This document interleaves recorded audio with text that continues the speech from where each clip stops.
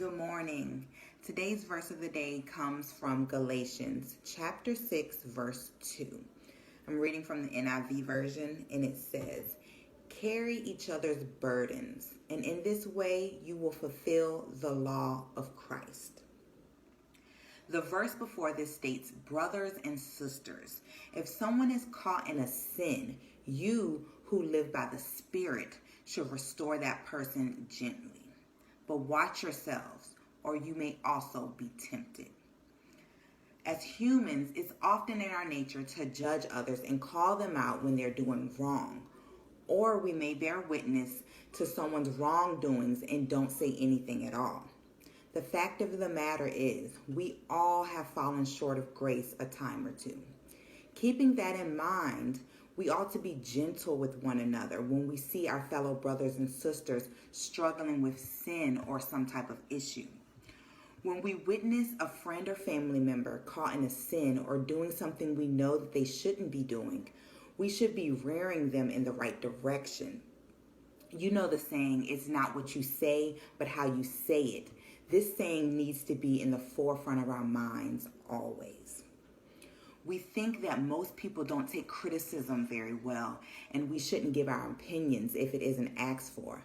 But I believe this isn't the case.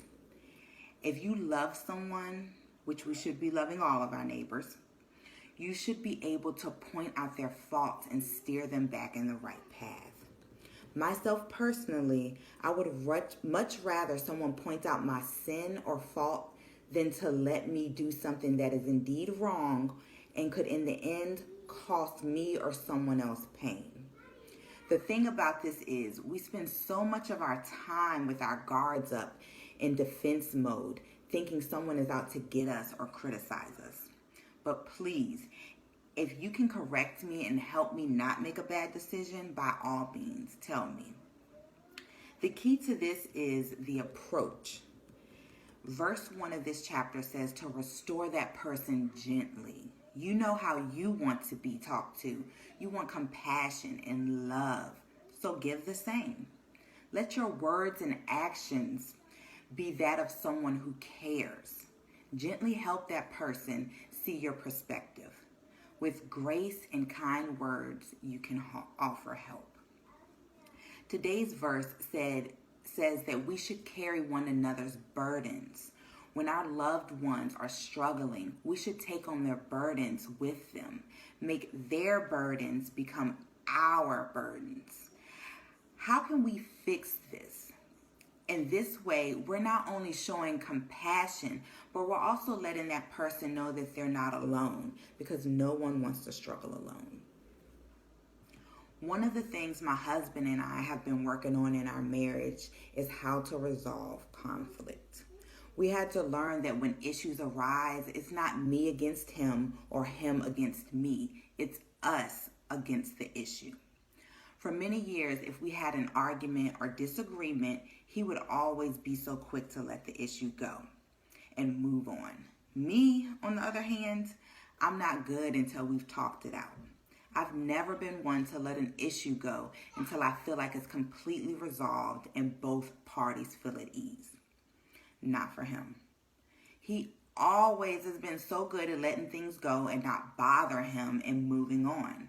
I would go to him and say, "Let's talk about this." And his answer would always be, "Oh, I'm fine," or "I'm good, I let it go." I found myself constantly getting more upset because I wasn't fine. It took us time to understand that we are a team, and if one of us has an issue, we both have an issue. It's both of our burdens. When we take on one another's burdens, it allows us to build trust and understanding. If you take your friend's burden on as your own, restore them, and help them back on track, they in turn will do the same for you. Because trust me, your time will come when you'll need that same grace. This is how we work together as brothers and sisters in the body of Christ, building each other instead of judging and tearing one another down. There's no prize to be won by letting someone struggle. Their failures don't make you better than them, but your response Lack of empathy and lack of helpfulness will ultimately determine how your next downfall will be handled. Will that person help you or kick you while you're down when it's your turn to struggle? For so long, we lived in a society where you must be better than everyone else. But God says there's enough greatness for everyone. There shouldn't be a competition because your prize is yours and theirs is theirs.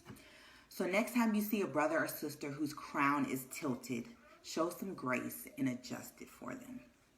Today, remember your words mean nothing if there isn't compassion behind them. You may have the best intentions, but if there isn't grace in your actions, it'll fall on deaf ears. So, take on each other's burdens. Put that same grace into their issues that you want in return. And as always, remember, you reap what you sow. So sow grace and you'll receive it in return. So that's today's verse of the day. It's about taking on other people's burdens with them because we're all supposed to be working together as one. We are all one in the body of Christ. We should be working together. If you see someone struggling, help them out. How can we fix this? How can we fix this? Not how can I help you fix it, or how can you fix it? How you gonna fix it? Or let me just look from the sidelines and judge you. But no, how can we come together and fix it? Okay, so I had a little malfunction, but that's today's verse of the day, that we should be taking on others' burdens as our own. Taking those burdens on with them. Showing compassion and love and gentleness, gently guiding them back on the right path. Because we know we want that for ourselves. So it's so simple. It's so simple. Life can be so enjoyable and so peaceful and just full of happiness if we just do these simple things. Love. Literally, we learned it in kindergarten. Treat others how you want to be treated. I don't know why so much anger and hate in the world going around, but to each his own. But if you want to reap a bountiful harvest, a harvest full of joy and peace, sow it. Give it to other people, and you will, in return, receive it. So I hope that these verse of the days are helping someone. Again, it's just things that I'm learning and changing about myself, because for so long I was bitter and angry for reasons I didn't even understand or know. But thank God he opened my eyes and changed my life completely. And I just want other people to feel joy and peace, just like I do it. Because I walk around and see people angry and bitter for, I don't know what their personal reasons are, but I know that if we give our burdens to God, just like today's verse, sharing our burdens with others, God will take our burdens from us. And his burdens are so much easier than ours because we won't be carrying our burdens by ourselves. God will be carrying our burdens with us. And I just want everyone to experience that joy and peace. And I don't mean that joy and peace that you think you have from your possessions because you have money and you can go on trips and you can do this and do that. But I mean, when you can just be happy and at peace. You could be living in a cardboard box, but you still have peace and you still have joy in your heart. That's what we should have. And that's what I want us all to have. It shouldn't be circumstantial. Your joy should not be circumstantial. It shouldn't be, oh my goodness, I got paid today, so I'm happy. Oh my goodness, I'm about to eat something really good, so I'm happy. But I'm alive and I'm happy. Like, I'm broke and I'm happy. I'm in pain, but I'm happy. And it's not happy. It's joyful, not happy. Because as Kirk Franklin says, happiness means something has to be happening for you to be happy. But joy means that you have that. You are just joyful regardless of what is going on around you. So, yeah, that's why I do this. I just want people to feel the joy that I feel. I don't want nobody to be suffering, nobody in pain. Of course, we all go through those times. But when you have joy, you know, and when you have faith, you know that regardless of what you're going through, this is temporary and God is going to bring you through it. So just continue to be positive, think positively, and have a great day today. May God bless you. May He cover you. May He take your burdens to make your burdens light. Give your burdens to Him. Be happy today. Be joyful today. Be joyful today. God is with you. He loves you. Call on Him. Call on Him. He will always be there. Even when you think He's not there, He is right there with you.